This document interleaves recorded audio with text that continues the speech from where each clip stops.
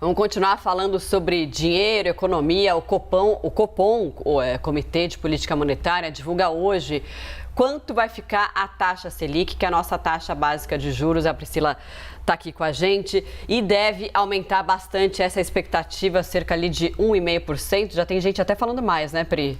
Exato, tem até economista falando de 3 pontos percentuais, mas virou até notícia aí, né, no meio do mercado, o pessoal da Genial que está prevendo aí já um aumento de 3 pontos.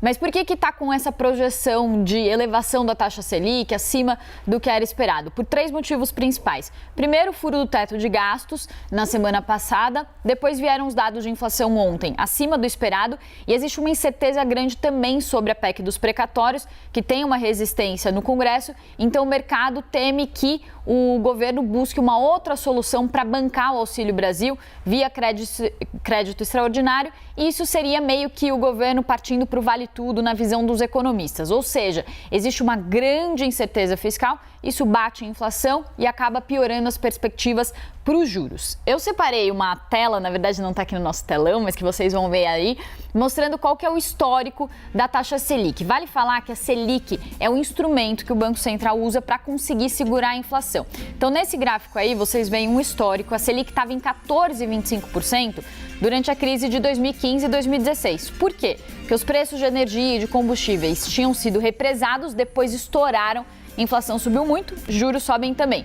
A partir de julho de 2016, eles vão caindo, estacionam em 6,5% em 2018 e aí em 2019 vão caindo, caem para cerca de 4%. E aí aqui nesse período final do nosso gráfico, temos a pandemia, o mundo parou de consumir, ficou tudo fechado, a inflação acabou cedendo, porque as pessoas não estavam comprando, a gente chegou a ter deflação, inflação negativa, e aí o que acontece é que a taxa de juros baixou ali para 2%, parece que é um momento muito distante, mas nesse ano a gente tinha uma taxa de juros em 2%, está subindo e muito rápido, então a previsão hoje é que a taxa suba mais 1,5 ponto percentual, essa é a principal previsão dos analistas, né, consultados até por uma pesquisa que a gente recebeu, que escutou mais de 300 instituições.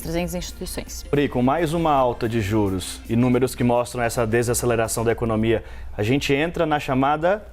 Estagflação? É isso aí. Explica pra gente esse palavrão. Boa. Então, é o seguinte, tá todo mundo falando dessa palavra, estagflação, tem alguns economistas que começaram a falar antes, outros estão falando mais agora. A gente separou aqui na nossa tela uma explicação para o pessoal entender o que é essa tal de estagflação. Então, a estagflação é uma inflação elevada junto com um crescimento estagnado, baixo ou recessão.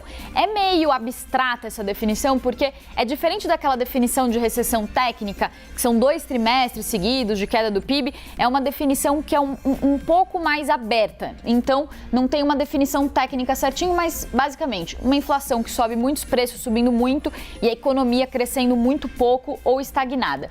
E aí, por que eu trouxe esses dados aqui de projeções do Focus, do boletim do Banco Central, que consulta as instituições do mercado?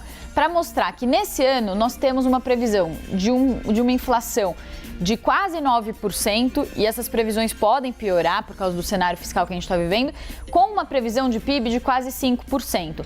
Já para o ano que vem, uma previsão de uma inflação um pouco menor e de um PIB bem menor, de 1,5%, lembrando que tem instituição como Itaú prevendo PIB negativo.